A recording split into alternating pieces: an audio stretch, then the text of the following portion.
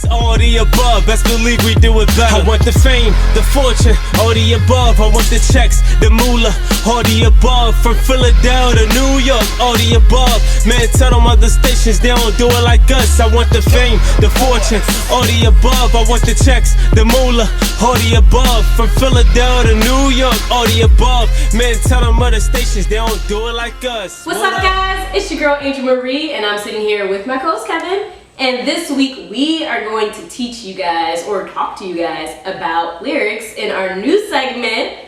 What does that lyric really mean?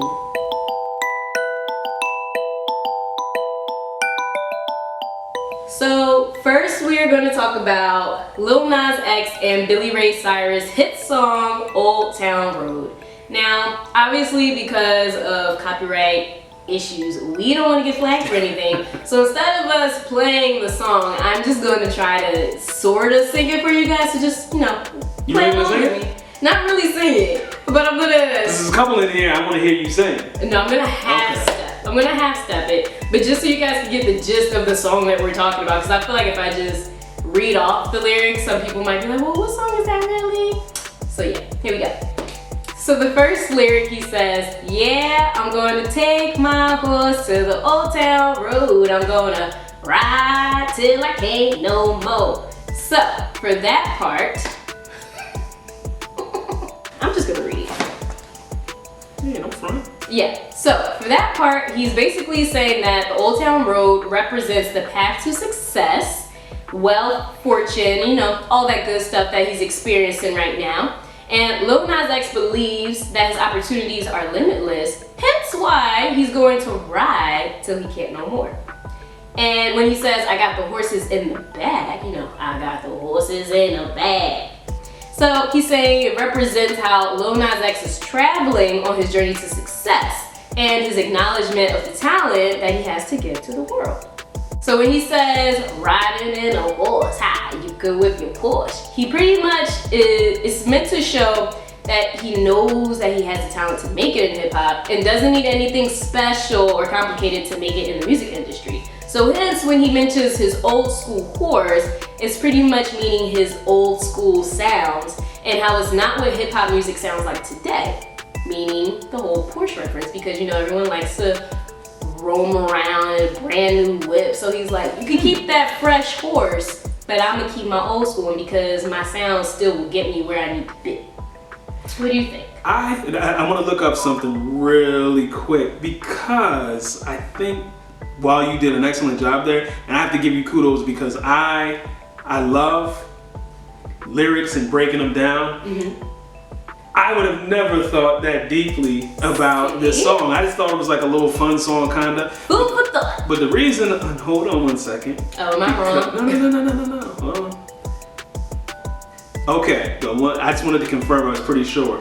I think the Porsche, riding on a horse, you can whip your Porsche. If you look at the Porsche logo, which I'll hold it up to the camera, it's a horse. So he's just referring to or likening the actual horse to the Porsche, because the Porsche logo is a horse. Oh, that's a good fact too. Yeah, but the first two parts about what the road represents, and I never made the connection, didn't think about it, but it does make sense. And it's actually that song. I mean, everyone knows the story how he was, pretty much broke on his last, dollar, and then he made that song, and then boom, the rest is history, and he's made a ton of money. I think it broke the record for being number one the longest. I think it beat Mariah Carey's record, because I think hers was on for 20 consecutive weeks or something like that, and everyone started tweeting like, oh my god, he's almost at Mariah Carey's record-breaking moment, so everyone keep pushing the song, and people made sure that they helped him break that record. So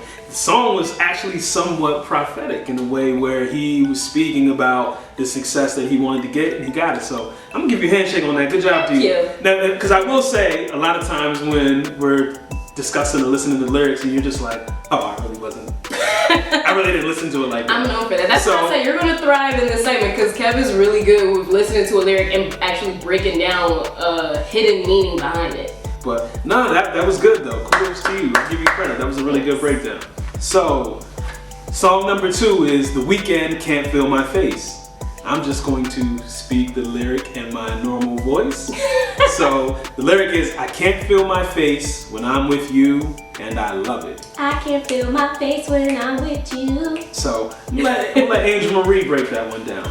So it may seem like a sweet ditty about a guy who's so in love and like how he's numb and everything with happiness, but it's actually about something a little bit different because it's actually talking about a woman, but it's also personifying cocaine addiction. So it completely makes sense when you think about the lyric when he says, I know she'll be the death of me, at least we'll both be numb. And then he also says, we both know we can't go without it. So it's crazy because a lot of times when artists make these upbeat party kind of songs, it almost drowns out the actual tone of the music. And for this song, I thought he was just saying, I can't feel my face with you, but I love it, meaning like, oh, I'm so in love with you that I just forget every part of my body and I just, you know, go numb to the loveness because, you know, I'm weak in the knees. Boom, that's a good one. I'm weak in the knees when I'm with you. So that's what I thought about it. But when you actually dive deep into certain parts that he's saying in the lyric, he's just talking about an addiction.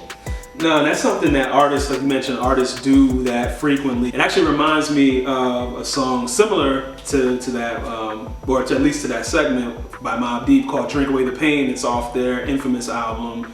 And they're rhyming about their addiction or their relationship to alcohol, but they're personifying alcohol as a woman who is, you know, their lover and how their whole relationship is a destructive one. So it's similar to that. That made me think of that, and I think that's a very good breakdown that you gave. But it is, whether it's drugs or alcohol, oftentimes they do have sort of the elements of a toxic relationship. Yeah. So it makes sense that somebody would use that illustration. It also helps from a story standpoint, because if you just literally were saying I have a cocaine addiction in the song, it doesn't have the same impact or same feel. So very creative. Yeah, I actually like how you made that point because it made me immediately think about the Rick James song Mary Jane. Right. And how he's pretty much professing That's a his good one. love for a woman named Mary Jane, That's a but good everyone one. knows that he's talking about smoking weed and getting high.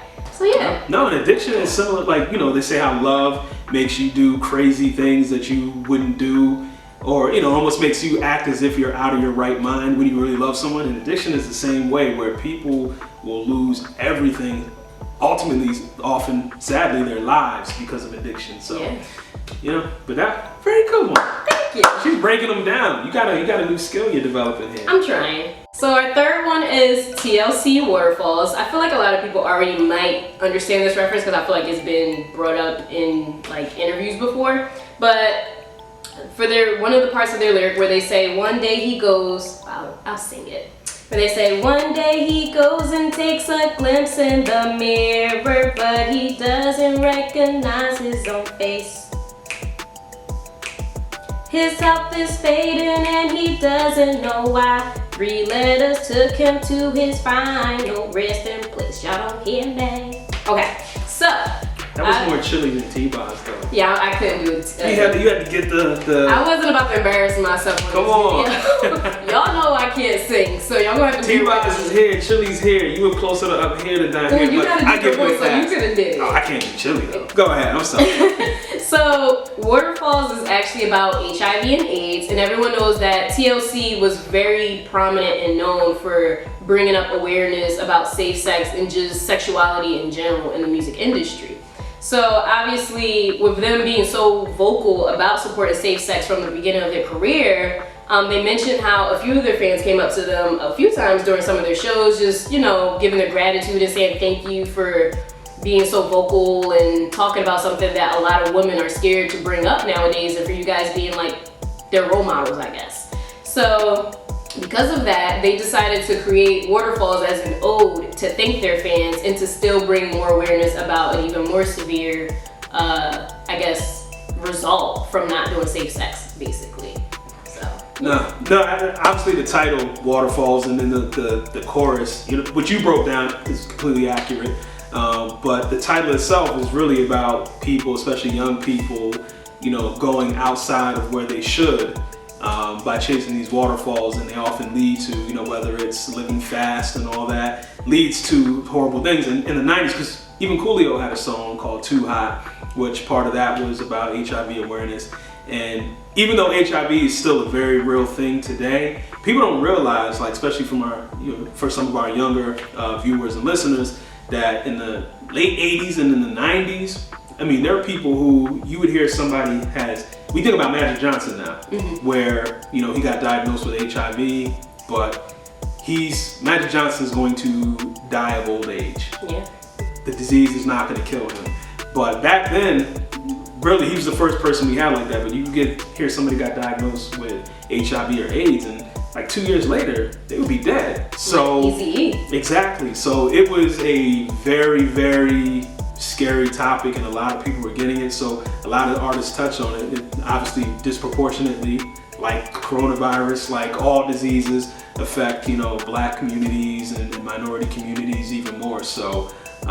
Definitely I remember when that came out, and the video was like really powerful. Like, I remember the scene where the guy's looking in the mirror and you're just like, whoo.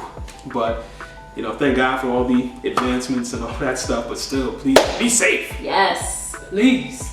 So song number four is by Nas. Everybody knows my favorite artist. Song New World, and the lyric is, yo, the new Mike Tyson's Roy Jones, Bill Clinton's the new JFK. Without the hole in his dome, the new Don Trump is Bill Gates, not because of his occupation, it's because we respect his cake. So really this lyric is just talking about how, somebody might be on top and then there's gonna be somebody to come and replace them. So Mike Tyson he always referred to himself as the baddest man on the planet, was the heavyweight, best pound for pound boxer in the world. But his time came and then it ended, and then Roy Jones was that way for a while. JFK was very similar to Bill Clinton. They were both young, and this is before, obviously, President Obama, but Bill Clinton was like JFK, very young, in the early 40s when he became the president. Democrat, had a lot of enthusiasm from like youth and young voters, so there was a parallel there. And then obviously, talking about Donald Trump and Bill Gates and the connection to, millionaires or billionaires and the wealth. But I really look at this lyric and it's just a sort of statement about how there's always somebody who's gonna come. You can take it to another realm. You had Jordan, and now you have LeBron or whatever. So what goes around comes around. What's new becomes old. What's old becomes new. Yada yada yada. Anything you can add? I have nothing to add. This is all Kevin's segment right here for song number 4. Yeah. He's a huge Nas fan, so I told him the world is yours. No. Get it? No, the thing I really do like about Nas is he was, not one of the first, but that's what attracted me to his music when I was younger, is that he always kind of takes a deeper approach to music and lyrics and hip hop, where there are layered meanings in what he rhymes about. So I knew he was gonna get his feelings for this part. Alright, so for our 5th song, we're gonna talk about Next Too Close, which is a 90s hit song. Hold on, why'd you say 90s like 90s, like that's so long ago? It's not, I'm a 90s baby. It's not long ago. That would be like me trashing on myself. I was an adult when that came out, and the way you said 90s felt like there was something behind it. Yo, I'm a little sensitive about the way you said 90s though. So it was a hit song. 90s. Thank you. Too Close was a hit song. Boom. Not very long ago. Exactly. But one of their big lines was, "Step back, you're dancing kinda close. Feel a little poke coming through from you." And then the guy says, "Well, girl, wait. Girl, I know you felt it, but boo, I can't help it. You know what I wanna do." So, for that part, obviously, this song is pretty much about a man having a boner when the two of them are dancing at a club or on a dance floor or wherever they are. And she's telling him, "Step back, I feel a little poke, I'm getting a little uncomfortable." And then he's saying, "Oh, my bad, I couldn't help it. Like, we dancing, I got a little excited." And then he's telling her, obviously with me having a boner, you know what I want to do. A little few adult situations. Has that ever happened to you? Yeah. Like, like if you're dancing with a guy and then you feel a little extra or something, you're like, all right, let me, head out, exit stage right, because like this stranger got a little too excited. So I'm just gonna have to remove myself and enjoy the rest of my time with my girlfriends.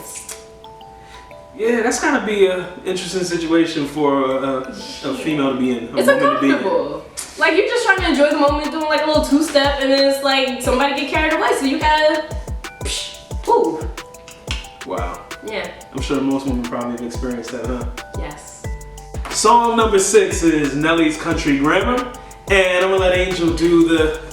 Even though it's a hip hop song, it's still sing-songy. So anything that's got a singing element to it, I'm gonna definitely let her, for y'all's sake, for my sake, for everyone's sake, let her do it. Clearly, he only didn't chicken out when it was Nas' turn. Of course not. So we're gonna do the infamous line, which is from his chorus, where he says, "I'm going down, down, baby, your street in a Range Rover, sweet street sweeper, baby, cock ready to let go." Y'all get it. Y'all get it. Alright, so I mean, this one is a simple one, obviously, and it's referring to Nelly driving down the street, and the street sweeper, for everybody who doesn't know, although most people would know, is referring to his gun, and he's got it cocked, ready to let it go. So it's essentially, you know, a hook about a drive-by shooting, even though it's a fun, upbeat song. And it's a nursery rhyme. Like, how? How do you take a children's song and turn it into a hood anthem where you talk about a drive-by? What do you mean a nursery rhyme? Down, down, baby. Well, not really a nursery rhyme, but that's like a children's song. Oh, okay. No, I was not familiar. Yeah. Oh. Wow. And it's sad because I know the song in my head, but I have country grammar stuck in my head right now, so it's hard for me to like transfer it. Cause it's like a little hand game song that I used to sing with all my friends. Cause it's down, down, baby, down, down. Dang, it's like I can't get that. I've never heard that. It's a hand. Your kids probably know. It's literally a hand game that little girls play at elementary school. Maybe that's why I don't know. Yeah, I can't remember because it's like shimmy, shimmy, Coco what? Shimmy, shimmy now. I can't remember. I got this song stuck in my head. Wow. But yeah. That's one. If you look it up on Google or YouTube or something, I'm sure you could find the children's song where it's like down, down, baby. It's one of those moments where you hear something and you gotta do like a rewind in your head and like replay like the last 20 years so I can properly frame that song. Now, I had no idea. You're welcome. It's catchy though. And song number 7 is Tevin Campbell, Can We Talk? And I'll say the lyric. Or do you want to sing it? You can sing it. Wait, you're not singing it? Wait, is it? Alright. Last night I saw you standing and I started pretending I knew you. You knew me too. Okay. So honestly, it's funny because I was just talking about this song with Tisha because I guess Tevin Campbell recently made a comment on social media that this song was about stalking. And before I even get to that, this song, I actually remember buying the single on cassette. I was in ninth grade, and I wasn't even big to R&B at the time. I was more just like hip hop, but I really liked the song, and I bought this tape. It's a great record, though. Yeah, partially too. It's a girl I had a crush on. I was a freshman, and she was a junior, and I had just started school. And started high school. So you were being a stalker too? No, I wasn't being a stalker, but I was like, I really liked this girl. I had a crush on her, and I knew her name, but I was a freshman, she was a junior. She wasn't thinking nothing about me. So anyway, this song, I would listen to it and I'd be like, man, I'm gonna talk to her. I didn't. Anyway, but I disagree. People say this is about stalking. Even Tevin Campbell says it's about stalking. I completely disagree. I think this is just the sweetest, little, most innocent song about a guy who has a crush on a girl. And he's trying to, when you listen to the rest of the song, he's trying to get the confidence to talk to a girl.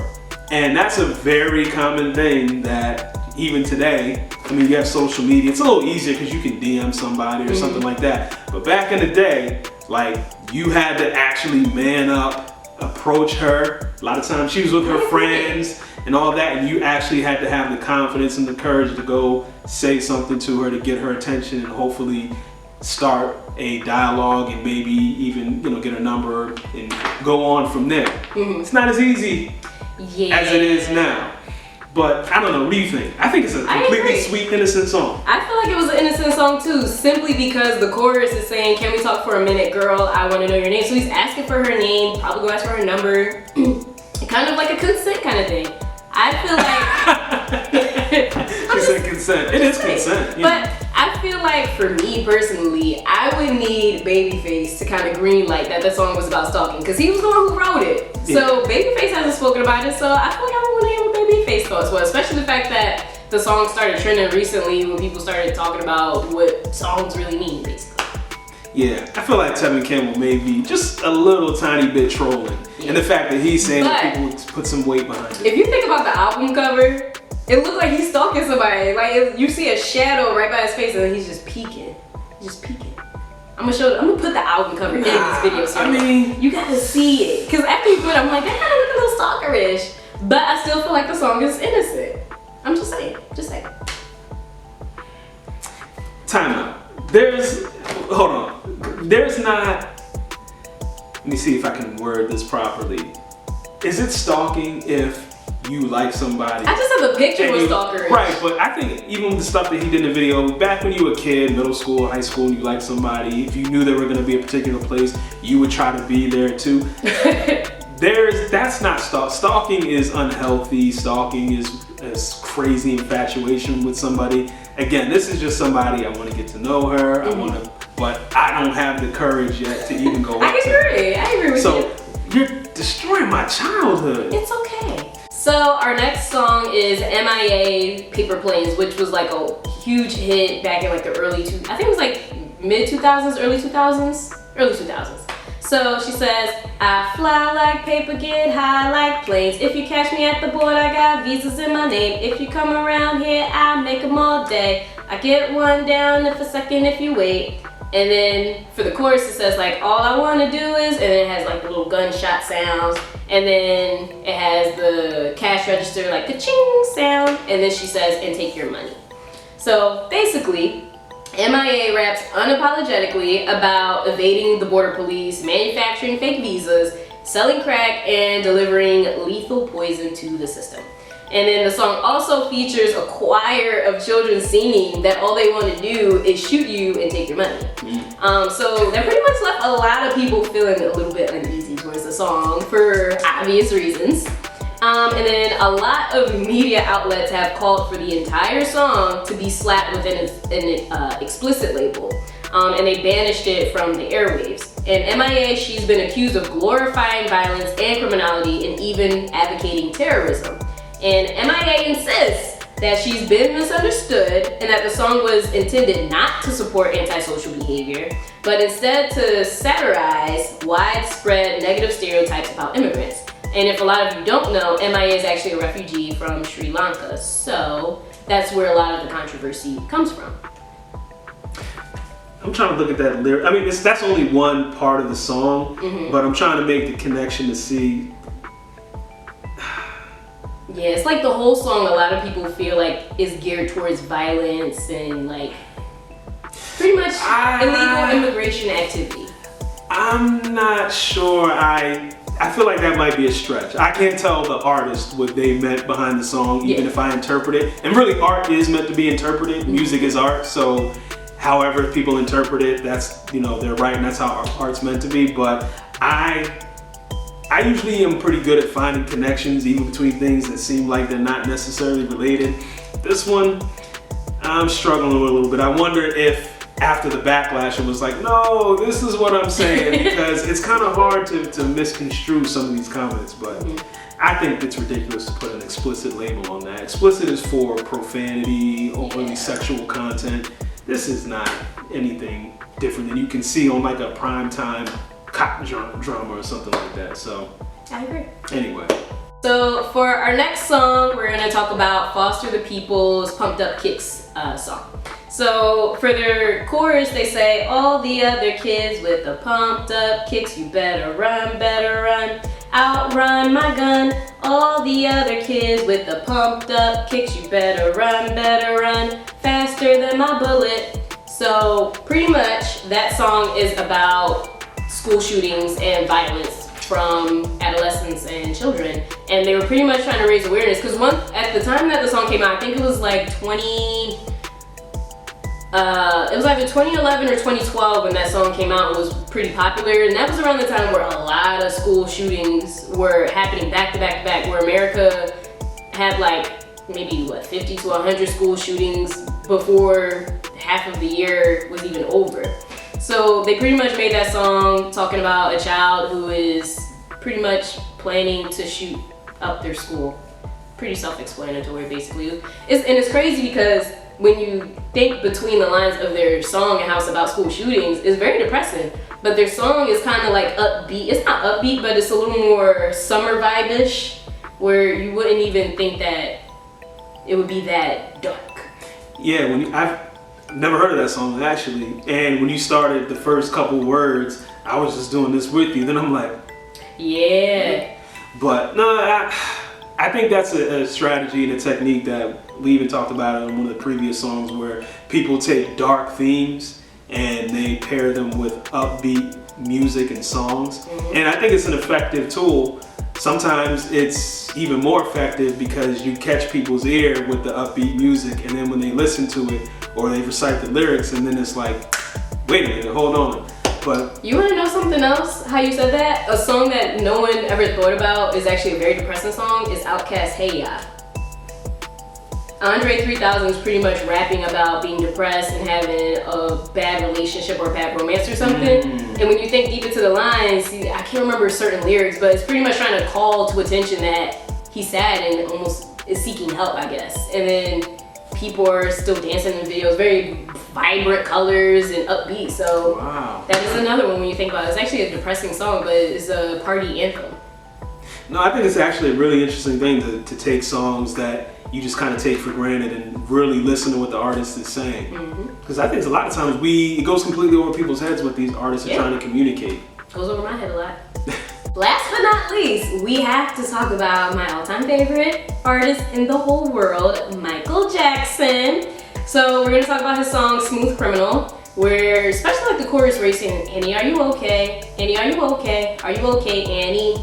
Pretty much that whole song was about a burglary, and someone pretty much rampaged themselves into her home, tried to kill her, kidnap her, whatever the case may be. But where he's saying, Annie, are you okay? That's actually a whole CPR scenario that is going on, where they're giving her the whole resuscitation situation. They're saying, Annie, are you okay? Trying to see if they're getting any type of response from her. And Michael Jackson was actually inspired from a CPR class for that song, which is very interesting.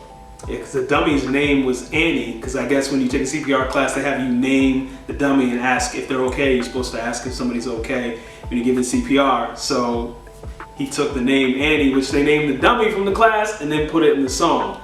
Which became a hit. This is actually another song too that is very upbeat, but the lyrics are dark and a little gruesome because it's talking about bloodstains on the carpet.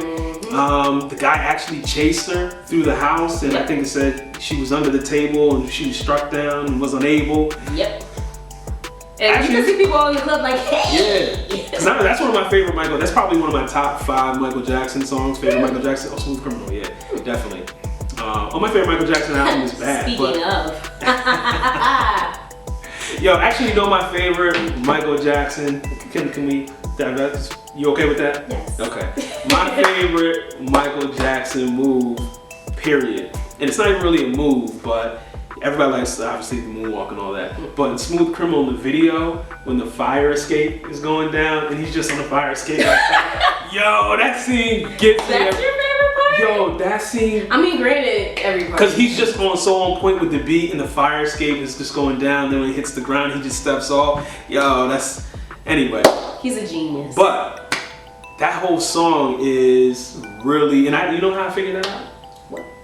You, like my daughter, play the Michael Jackson Experience, and they have the words on the screen, and I'm looking at the words, and I'm like, yeah. Yo, I'm like, this is a gruesome crime, and I'm like, not only is it somebody killing somebody, but it's like a guy killing a woman, which gives it that even more sort of eerie vibe. Yeah, because it's like, is it like domestic violence? Like, what's going on? So anyway, so I knew you wouldn't mind me developing a little bit to Michael Jackson, but very good choice, and impressed with your breakdown of these lyrics.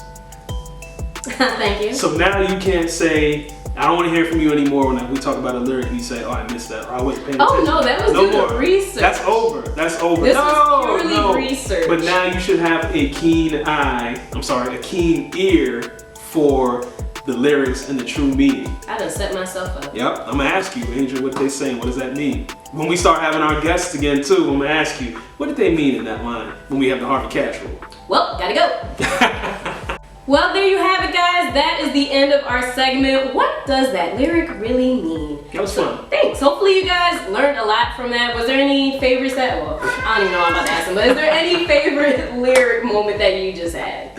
No, obviously, the Nas on partial because he's always been that way.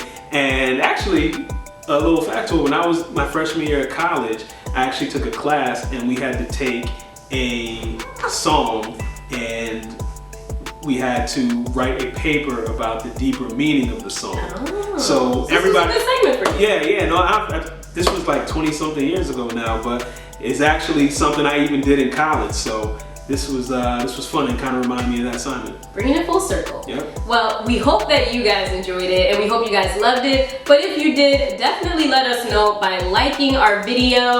And as always, if you guys enjoyed our topics, if there's anything that you want to add, if there's any songs that came out in the past, present day, that you guys would like to break down with us, definitely let us know in our comment section below by pushing that comment button. We would love to hear your thoughts and discuss with you.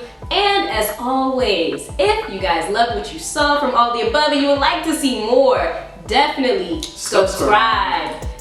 It's simple. Just push the subscribe button, that's all. And as always, I am your girl, Angel Marie, and I'm sitting here with my co-host, Kevin. See you guys next time. See you guys next time. Wednesdays at 7, Angel Marie and Kevin playing the illest records, bringing us back together. Philly is all season, storming through any weather, leaving the track bleeding. Way we pull it together, we applying my pressure.